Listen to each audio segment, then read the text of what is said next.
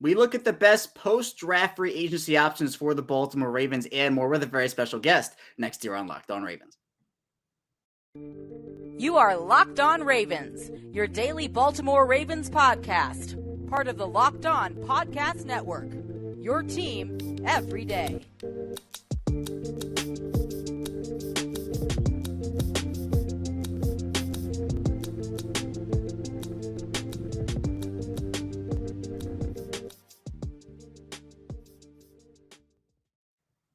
And we return here with another episode of Locked On Ravens, your daily Baltimore Ravens podcast. I'm your host, Kevin Ostreicher of Ravens Wire. Of course, we're here on the Locked On Podcast Network, your team every day. Thank you for making Locked On Ravens your first listen of the day. We're free and available on all platforms, including on YouTube. And we're back to round out the first week of post-draft talk, 2022 draft talk for this Baltimore Ravens team. And here with me today to do it is our Friday guest, former Baltimore Ravens wide receiver, Super Bowl champion, Qadry Ismail. And Q, what a whirlwind of a draft weekend it was for this Ravens team.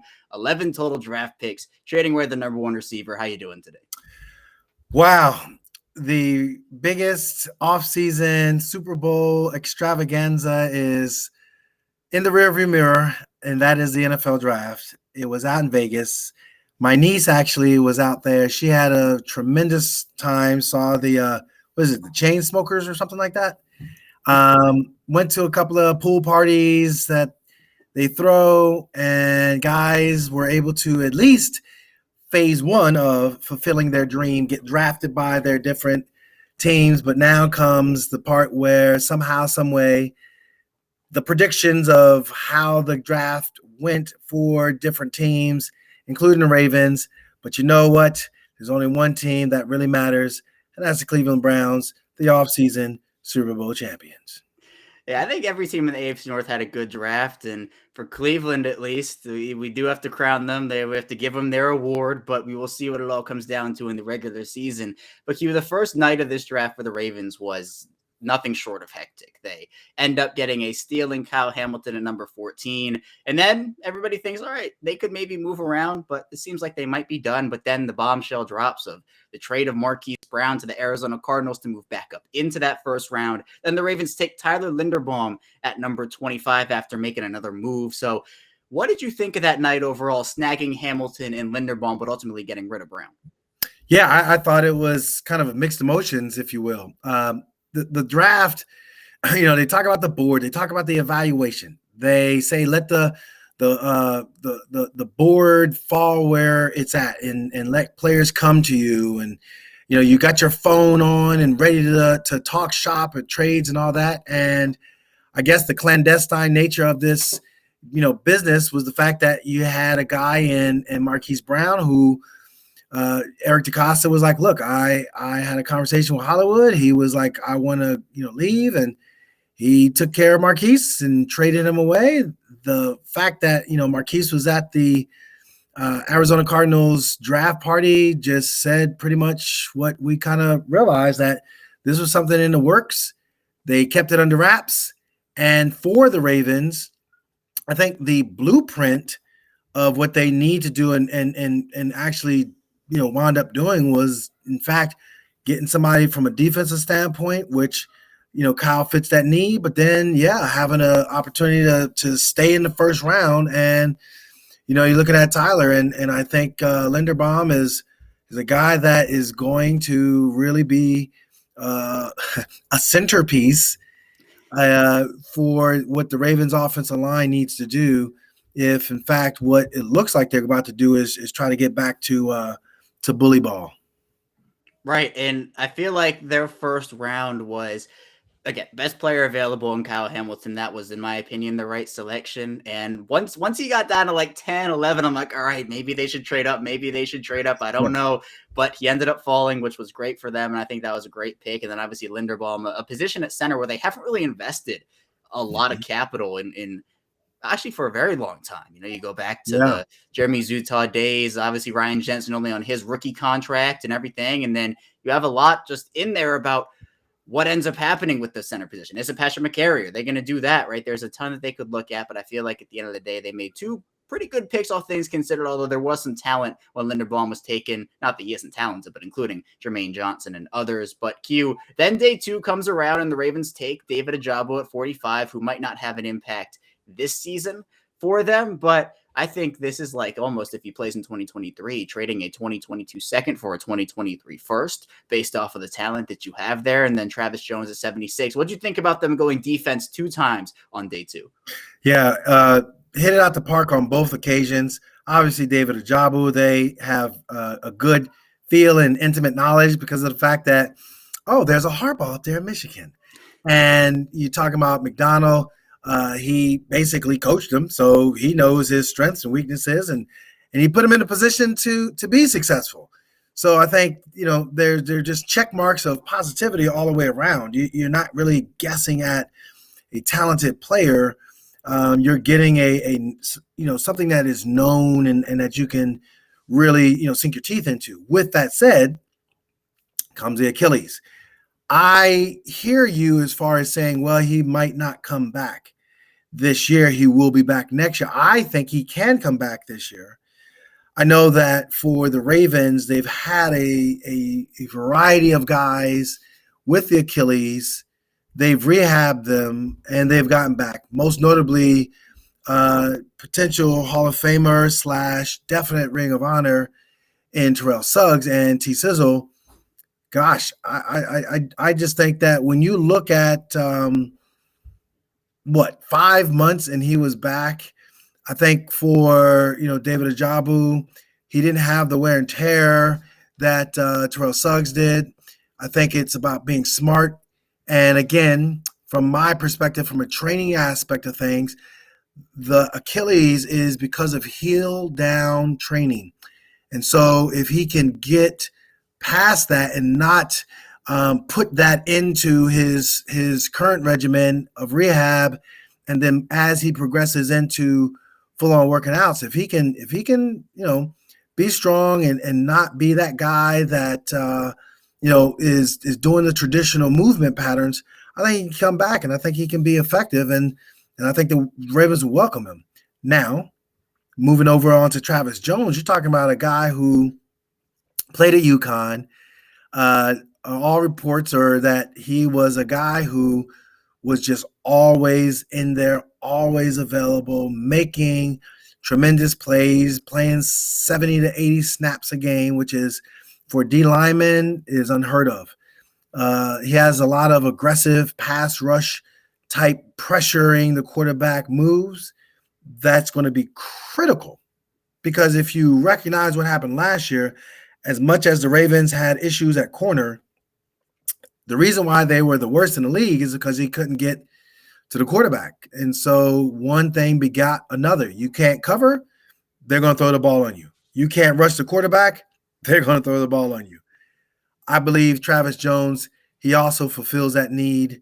I think with Ojabo, Odafe Owe, and then you add in the Travis Jones, you just infuse some young blood into a D-line that was aged. And now you also, of course, got the I shouldn't say wily vet, but you got a very seasoned vet in Calais Campbell, where I think he can absolutely impart some knowledge and understanding on how to play the game. So, yeah, kudos for the day 2 of Travis Jones pickup as well. Yeah, I like the fact that Travis Jones will be able to learn under a guy like Calais Campbell. To me, that's great. And then also maybe David Ojabo learning under a veteran, and we'll talk about potentially who those could be in the final segment. But Q, day 3 came around. I thought maybe the Ravens could move off of 1 or 2 of their 4th rounders, move up for a player. They keep all 6 of those picks, and they trade none of them away. And they also have a 6th rounder where they take a running back in Tyler Beatty. But Q, how do you think that this day 3 went for them in terms of each of their 6 selections in the 4th round, as well as the way they rounded it out in the 6th round? Well, I think the bigger picture is that they got guys that they needed and wanted.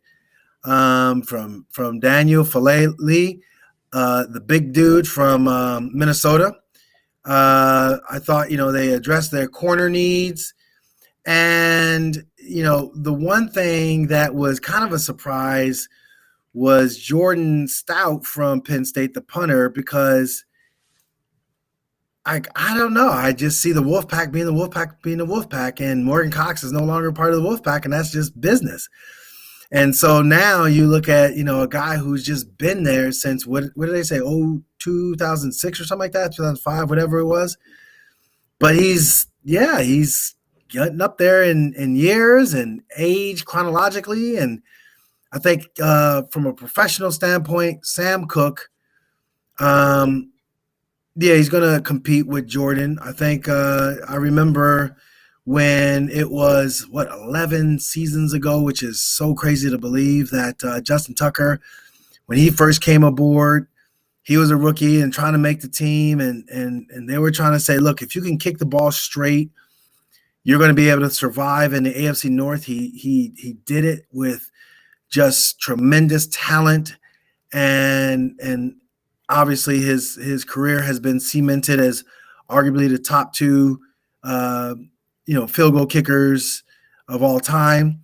But with that said, now we're looking at, potential fresh blood in Jordan Stout. But in between, or Jordan was sandwiched, I should say, with Kolar and Likely. 2 tight ends. Bruh. Bully ball is back. Period. End of discussion. Bully ball is back. And I just think that, for Greg Roman and running the ball and not being able to do what he truly wanted to do, to be able to have that versatility again, really says a lot, because both guys are just explosive down the field type players, and this is going to be interesting. I mean, obviously health rules the roost, but let's just for a minute say that they remain healthy. They're going to have a favorable schedule, and let's see what bully ball looks like. Oh, yeah, 4 tight ends, assuming that's how many do make the roster. I'd be shocked if they cut either of those rookies. And then obviously Nick Boyle. People have talked about it, but I still think he has a ton of value, of course, when he is healthy, as you mentioned. But 4 tight ends on this roster that can make an impact, that'll be great for them. And I think bully ball's back as well, Q. I 100% agree with you. But we'll head into our first break. When we get back, we'll be diving a bit into some offensive free agent options for the Ravens now that the draft is over. So be sure to stay tuned for that. Still a ton to talk about on Locked On Ravens. First, let me tell you a bit about Blue Nile and whether she prefers a statement piece to their everyday subtle elegance. BlueNile.com has fine jewelry options for every mom. Shop high-quality classic diamond earrings, elegant tennis bracelets, or gemstone pendant necklaces. So this Mother's Day, give mom something she'll treasure forever with fine jewelry from BlueNile.com. You can mark Mother's Day with something enduring, like a classic diamond stud earring set, elegant tennis bracelets, birthstone pendants, and so much more on BlueNile.com. Then Locked On Sports listeners get $50 off of $500. This podcast exclusive is only good through Mother's Day, so use code Locked On. That's code Locked On, plus every order is insured, ships free, and arrives in discreet packaging. And won't give away what's inside. Shop stress-free and find your forever piece. Go to BlueNile.com today. And now BetOnline is the number one source for all your betting stats and sports info. The Denver Nuggets are now out of the playoffs. They have been that way for a while, but there are still good matchups going on, like the Bucks and the Celtics, and the Sixers playing as well. They're down 2-0 to the Miami Heat at this moment, but you can still bet on all those series with BetOnline. It's your continued source for all your sports wagering information for live betting, playoffs, esports, and more. Head to the BetOnline website today. Use your mobile device to learn more about the trends in action. BetOnline, where the game starts. We're back here. Our second segment of Locked On Ravens. Kevin Ostreicher still here with Qadry Ismail. And Q, now diving into some of the free agent options for the Ravens. We'll start here with the offensive side of the ball in the second segment, but it really just feels like wide receiver is the one need for them where they could really go out there, potentially offensive line depth, but I feel like they have enough of that already. It feels like it's wide receiver for me in terms of a player they could potentially sign. And I first wanted to get your thoughts on the fact that the Ravens did take no receivers in this draft, even after trading away Marquise Brown, and what your overall confidence level is in the guys in the room at this moment, which obviously include Rashad Bateman and Tylan Wallace, James Prochet, and also Devin Duvernay. Yeah, I mean, you even add in the fact that Boykin is no longer in the locker room either, and you're looking at a receiving core that's young. You're looking at a receiving core that is going to be out to prove itself. I've been reading a lot of reports and listening to guys talk about this Ravens receiving core / passing attack for quite a while now. And here's the thing. I just recognize, and this is not like some big news flash like, hey, Qadry just totally blew this wide open. We know for a fact that, yeah, Marquise Brown and even Miles Boykin for that matter, but this isn't a run or a pass first offense. This is a run first offense. And it is a struggle for a receiver, the likes of a Hollywood Brown, his skill sets of what he would like to do. Whereas when you look at a Rashad Bateman, I think his skill sets, it fits the run first style offense. He can, run routes and intermediate routes and, break tackles and get up the field and, create mismatches and first downs and all that. We saw that. We saw that with Tyler Huntley at quarterback. And so it wasn't just a Lamar thing. I think for what we saw with Marquise Brown, it was, Marquise feeling a little bit frustrated because that wasn't his game. His game is, throwing it down the field. His game is being aggressive and being that deep play threat, deep over routes and big crossing routes, not shallow crossing routes, not quick game type plays where we saw the quick game come about when Bateman was there. So, yeah, I think that this offense, it is and it isn't dependent on a veteran receiver per se, because if you technically look at it, Mark Andrews is the go-to guy. Let's just call it that. Like, why are we? I don't know. I guess I'm not frustrated with you and I'm just frustrated with this narrative that, oh, the receiver. I'm like, yeah, but if it is run first and it is, then we got to also admit that Mark Andrews is the go-to guy. Mark Andrews is the number one threat. It is a tight end first, then through the outside throwing lanes type of proposition. And, you're going to have, when you get the chance and opportunity to get your name called, you got to make the most of it. And I think for Hollywood, it didn't suit him.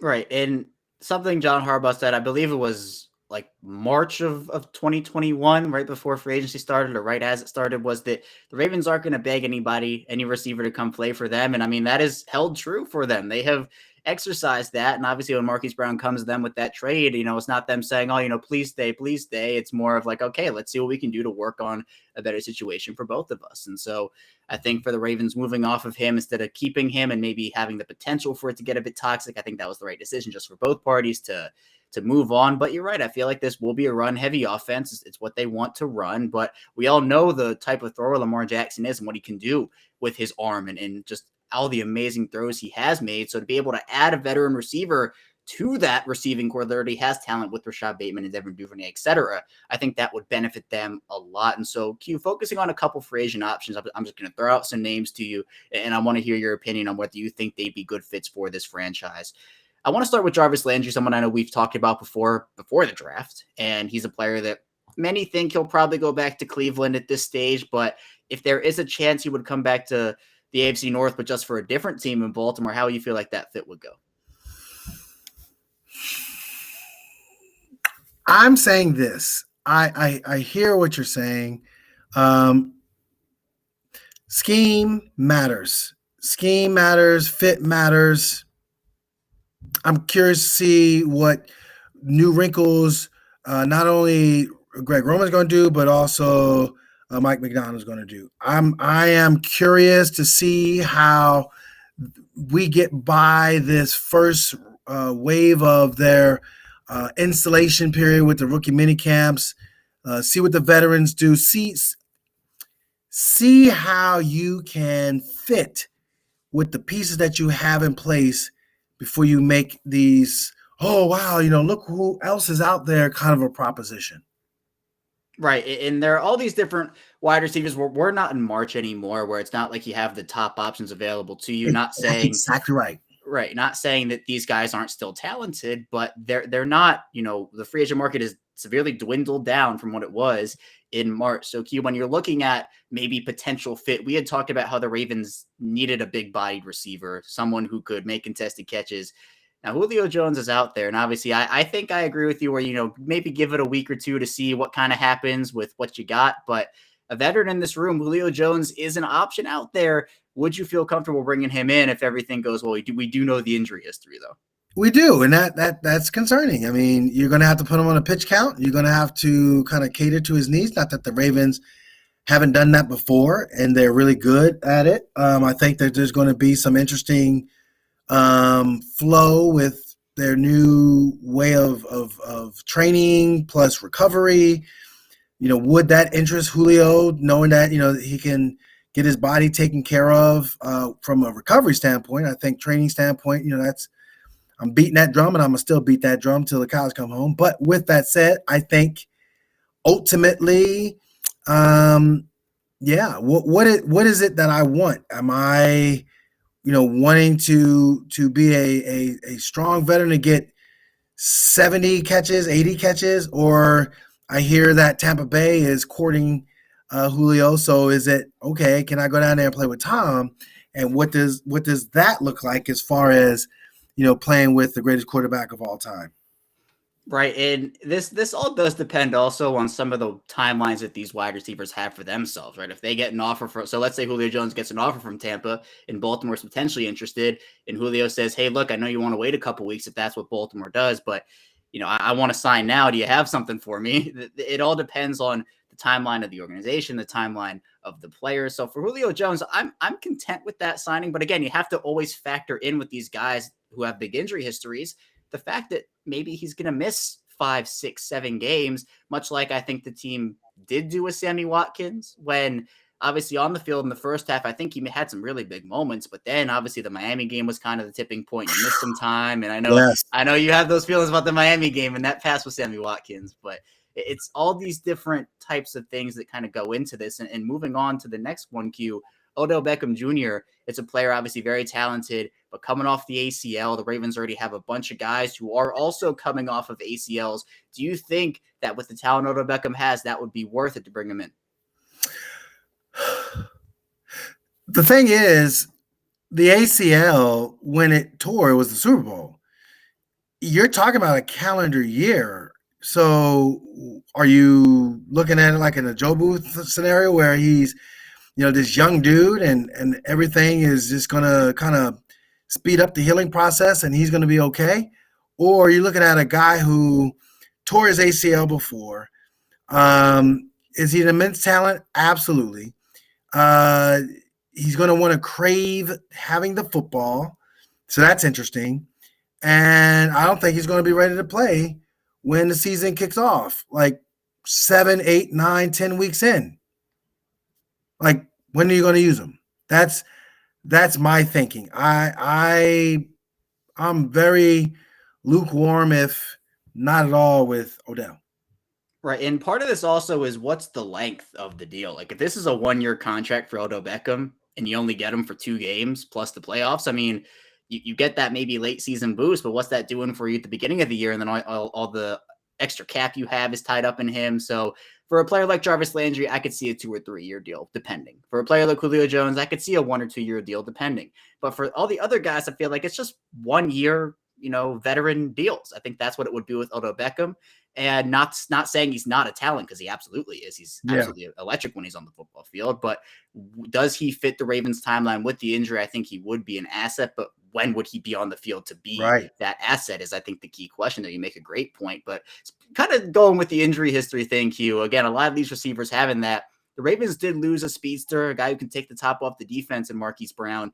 There are a couple other guys who can provide that on the free agent market. T.Y. Hilton, Will Fuller. Now, Hilton actually spurned the Ravens last offseason. He had an offer. He ended up going back to the Colts. But do you feel like either of those guys would be just, 1 year prove-it deal players for them at this point? So you're saying T.Y. Hilton and who's the other guy? And Will Fuller. Yeah, Will Fuller. Speed guy. I don't know if he really ever lived up to the fullness of what we thought he was going to be. I'm lukewarm on him again, using that phrase. I think, and we were saying, who was the other guy? Oh, T.Y. T.Y., he's a poor man's older version of what you lost with Hollywood. And, I think he could be potential, but then it also smells of Sammy Watkins with his injury history. Let me just go back to Jarvis out of everybody and be like, all right, Jarvis, I saw what I saw over the weekend. You can come in and you can hang out with us. Everybody else, I'm like, nah, I don't know. I just, there's something there that, when it comes to injuries, we already been there, done that. Let's just stay away from all the potential to be disappointed because you don't have a full team because of some injury at the receiver position.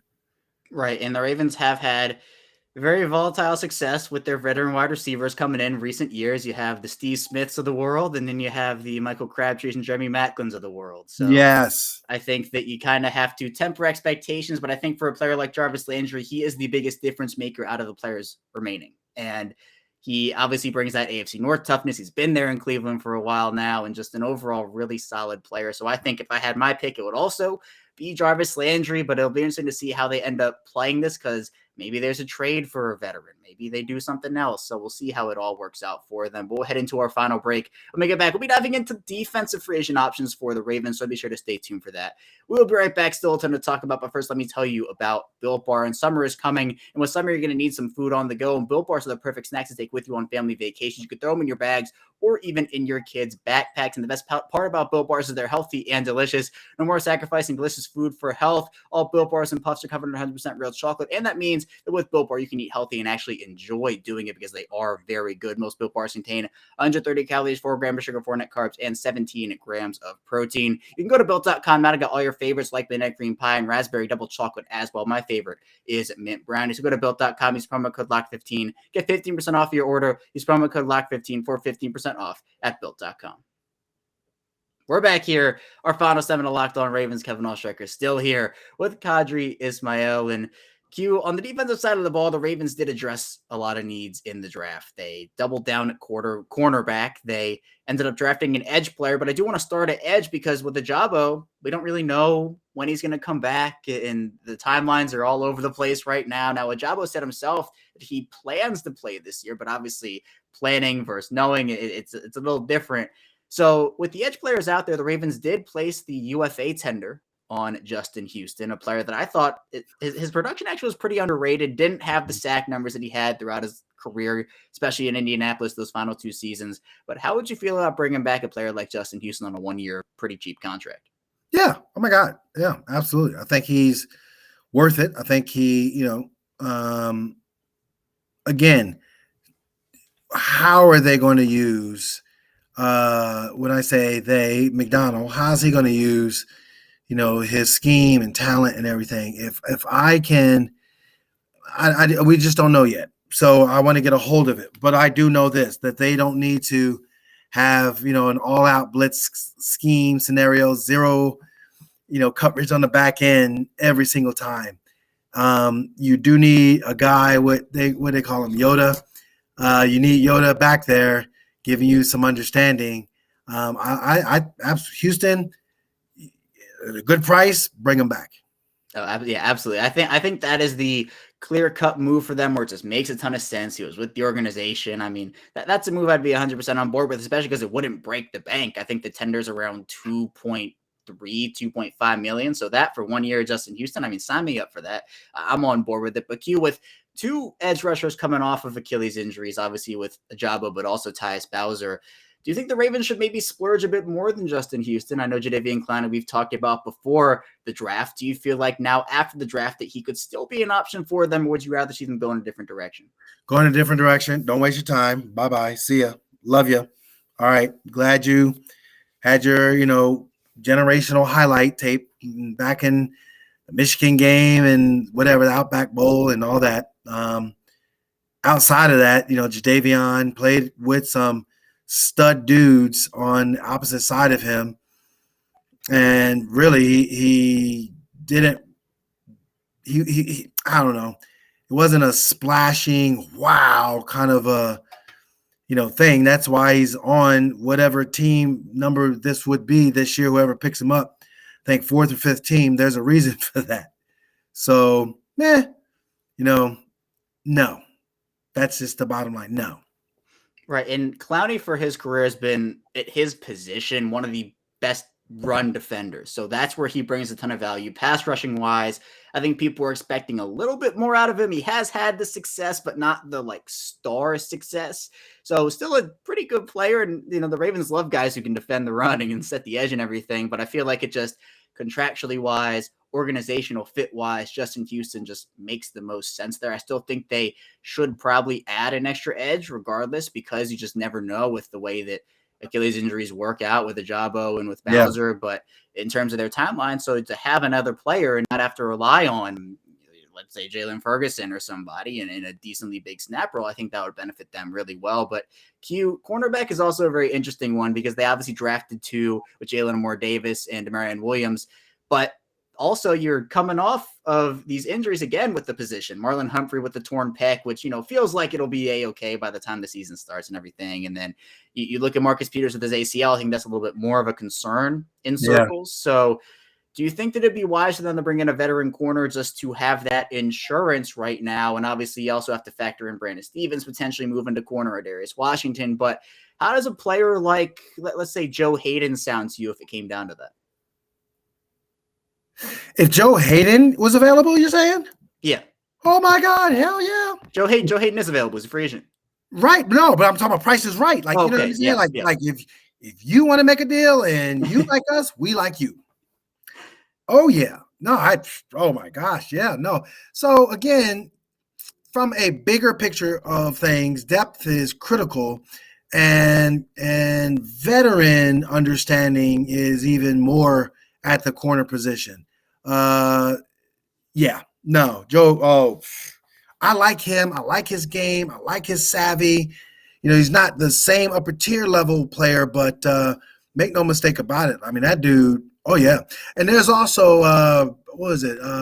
Bradbury. Now he's over there with the Giants. They're talking about releasing him. I like his size. I like his range. But is he still kind of asking for that upper tier money? That might be a concern for the Ravens, but Joe Hayden, man, if he wants to talk, let's have a conversation, a good conversation. All right, bring him over from the Steelers side of that rivalry over to the Ravens. Also played for the Browns, so he'd be continuing his AFC North tour across the division. But yeah, and also I like Bradbury a lot. I'm glad you mentioned him. Obviously, there's been, I'd say, rumblings of a Chuck Clark trade with stuff going on now. And personally, I would like Chuck Clark to stay in Baltimore. But, if they swing a move, I think the rumor was what it was. Clark for Bradbury and Slayton, the wide receiver, Darius Slayton. Mm-hmm. I think that Clark is valuable to this team in multiple ways. But again, you have a logjam there. If Clark isn't happy, the Ravens have proven that they will look for options for that player. So I think that Bradbury in particular, even if he is traded instead of released and then the Ravens have to give up assets for him, I think that'd be a great addition for sure. Well, I think they're talking about, I mean, I was just looking at some of the latest reports. They were talking about, no one really wanted them. And now they're going to have to do the whole release thing. The salary cap for the Giants, they're up against it. So, that's the one piece to it. I think this, when you look at Chuck Clark, he does so much for the team. And I'm like, not really in true base personnel. That's why bully ball works so well, because, defensive coordinators are like, oh, well, we'll just put in nickel. We'll put in dime. We'll put in, sometimes they call it big nickel or big dime. And keep linebackers in or whatever, or safeties that are oversized or whatever.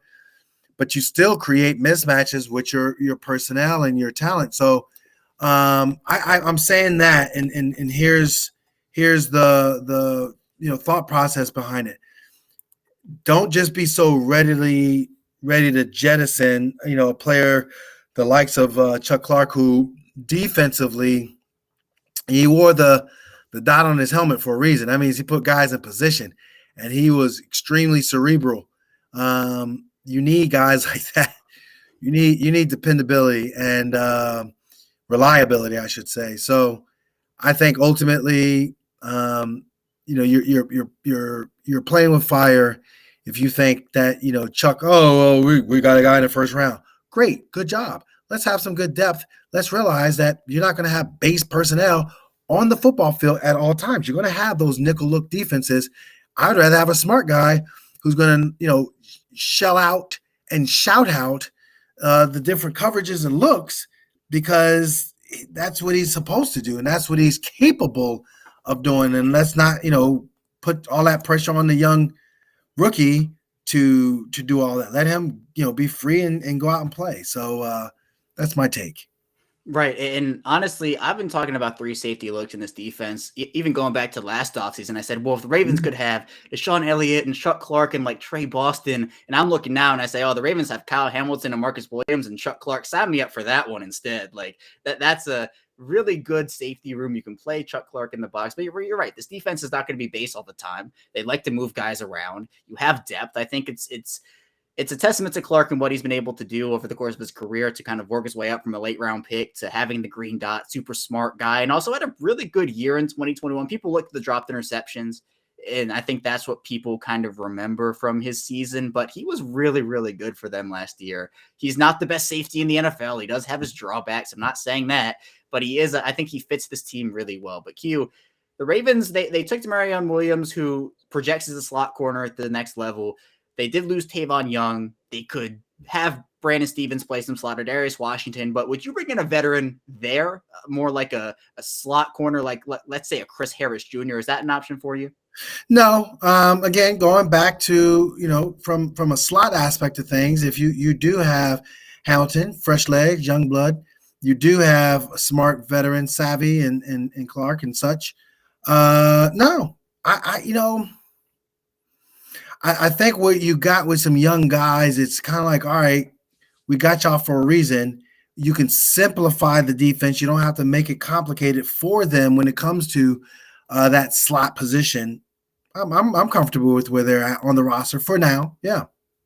Right. I think I'd be more looking towards a boundary guy like a Joe Hayden. Obviously, it seems like Jimmy Smith not coming back at this point with the jersey number being given away and everything. But to me, I'm looking more boundary, and I think that they have slot options on their roster, a lot of them now, actually. And plus, we all know Marlon Humphrey can play in the slot if they need him to. So Sure. you can use him also. And if you sign another boundary guy, you can use that guy on the outside of Marcus Peters, hopefully 100% healthy. Maybe Armour-Davis gets some run. So a lot of depth at the cornerback position for sure. And I think it's a position that obviously they start the year every year with a lot of depth and it all gets injured. So hopefully they can buck that trend this year and actually have a healthy cornerback room for the first time. It will probably feel like a while. But Q, that's all I have for you today. Thank you so much for hopping on here, talking about the draft. And of course, over these next couple of weeks and months, as we look towards the start of the 2022 season, we'll be chopping it up and talking all things Ravens football.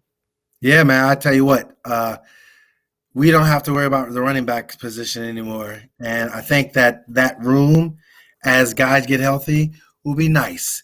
And we'll have some explosive guys and everything will be fine.